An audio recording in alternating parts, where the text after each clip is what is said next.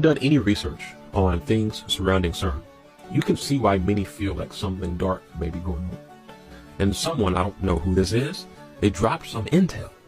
And they said that the same place Cern is located is the same place that the Bible says is where Satan rules. And I saw a comment and I was like, oh, okay, yeah, right. That's just too obvious, right? And so I looked it up and checked it out. And this is interesting. So Revelation 2:13, look what it says here. It says, I know where you live.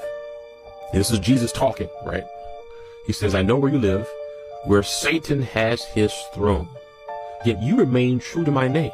You did not renounce your faith in me, and not even in the days of Antipas, my faithful witness who was put to death in your city, where Satan lives. Now, I found this interesting. It says, here, where you live, that's where Satan has his throne. And then he says, this Antipas was put to death in their city, which again, he wants to emphasize the point, which is where Satan lives. So to say that twice, he is really trying to emphasize a connection between the city where Antipas died and the place where Satan lives. Interesting. So it's almost like it's trying to drop a clue here when it's talking about this place where Satan lives on earth. So let's check this out. Where was Antipas put to death? Let's see. Where was Antipas put to death? Antipas was put to death at the Apollyon Temple in Geneva, Switzerland. Why is that significant? Because that is the same location where the site of CERN's LHC headquarters is.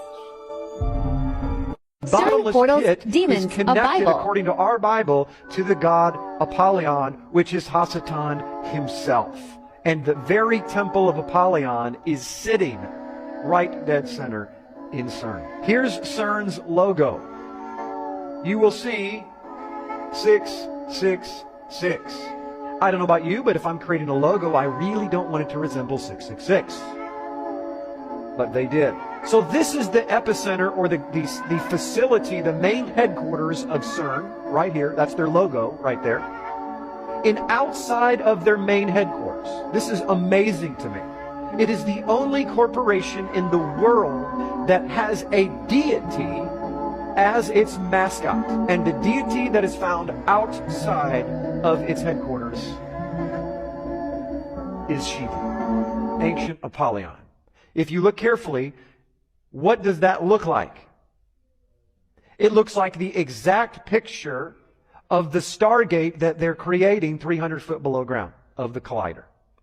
The director of research and scientific computing at CERN has this to say about the colliding.